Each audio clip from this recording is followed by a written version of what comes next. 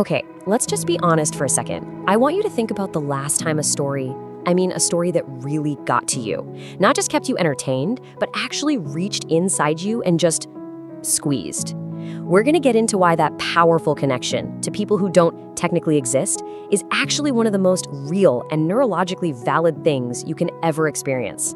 You know what I'm talking about. Maybe it was the snap that took Tony Stark from us in Endgame. Maybe it was the absolute gut punch of Dobby the house elf's loyalty in Harry Potter. Or maybe it was a character from a TV show you'd been watching for, 8, 9 years? Someone you'd spent hundreds of hours with who was suddenly just gone.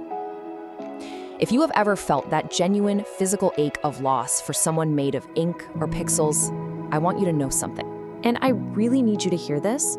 Your reaction isn't silly, it's not immature, and it's definitely not a sign that you need to, get a life.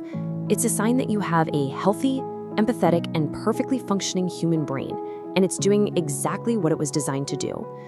But if that's true, why does it so often feel like something we have to be embarrassed about? And that right there is the big conflict, isn't it? It's this clash between what we feel so deeply on the inside and what the world around us tells us we should be feeling. It's this quiet shame we carry for loving something that isn't, by definition, real. There's actually a term for this, and it's called emotional gaslighting. So you have this completely authentic emotional experience, real grief, real joy, a real feeling of being connected. But then society, or maybe even that logical voice in your own head, steps in and goes, come on, it's just a story, it's not real, toughen up. And that creates this internal battle where you start to doubt your own feelings. But here's the absolute truth. The feelings are 100% real, even if the person isn't. Now look, we do have to be honest here. There is a line. A healthy attachment to a story is kind of like a refueling station, right?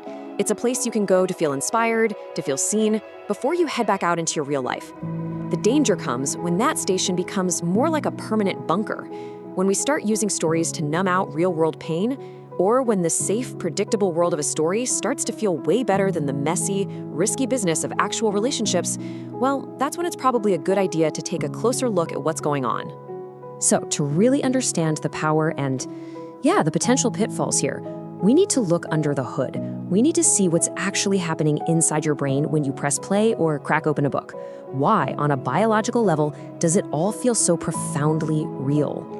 And you know what? The science here is it's so cool. And it pretty much boils down to 3 core ideas that explain almost everything.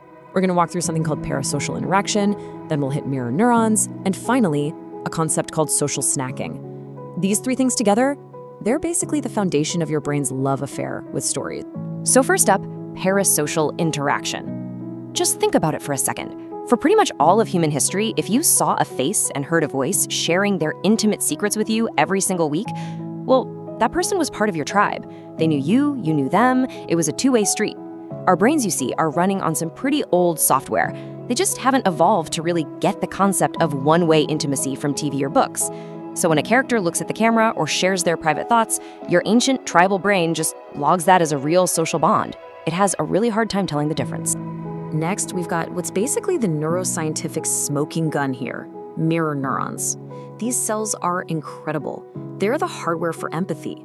So when you're watching a character you love go through something awful, your mirror neurons light up. You're not just thinking, oh, that looks sad for them. No. Your brain is running a simulation of their pain inside your own head.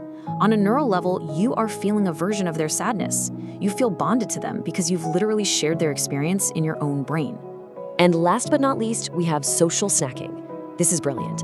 Just like you'd grab a handful of pretzels to tide you over till dinner, your brain can use fictional characters to get a quick hit of social connection when real people aren't around. When you engage with a show you love, it triggers the release of hormones like oxytocin, that's the bonding hormone, and dopamine, the reward chemical.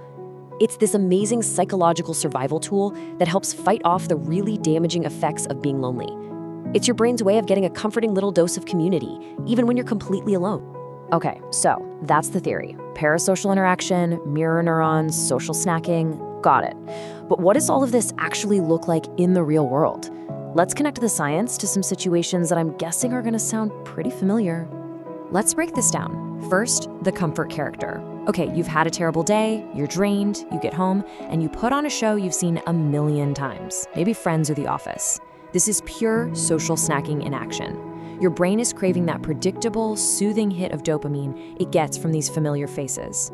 When your world feels chaotic, their world is consistent, and that is like a balm for your entire nervous system. Next, that grief over a character's death.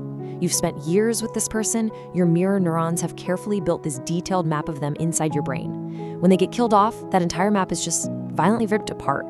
Your brain processes this using the exact same pathways it uses for real-life loss. The pain feels real because, to your neurons, the connection was real. And finally, the fictional crush. Let's be honest, real-world dating can be exhausting and disappointing. But a character like Mr. Darcy, he's literally designed to be perfect. This is what's called a parasocial superstimulus. Your brain is a reward-seeking machine, and a lot of the time, it's gonna prefer the flawless, risk-free fantasy of a fictional character over the messy, complicated reality of a real person who might actually let you down. So, knowing how deeply wired all this is, what do we do about it? Do we find it? Do we try to cut ourselves off? Absolutely not. The answer isn't to stop feeling these things. The answer is to start engaging with these feelings consciously, to actually harness their power for our own good. So what's a takeaway here? The goal is not to detach from these characters. It's to build a bridge from them back to your own life. It's all about using the love you feel for these fictional worlds as a powerful tool for self-discovery, for connection, and for growth in the real world. So here's a little 5-step toolkit for that. Number 1, validate. Just give yourself permission. Say it out loud if you have to. It's okay to feel this. That's how you break the cycle of shame. Number 2, reflect.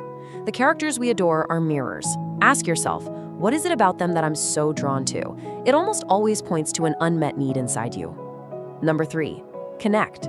Don't let your love for a story push you into isolation.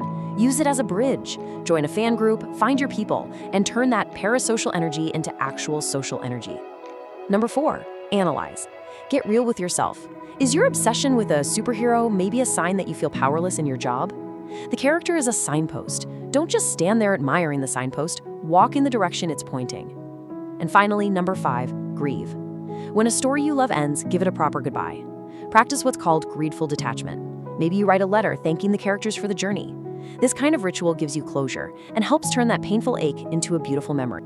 You know, when you really zoom out and look at the whole big picture, you start to realize that these attachments aren't just some weird quirk of modern life. They're actually tied to the fundamental purpose of storytelling itself.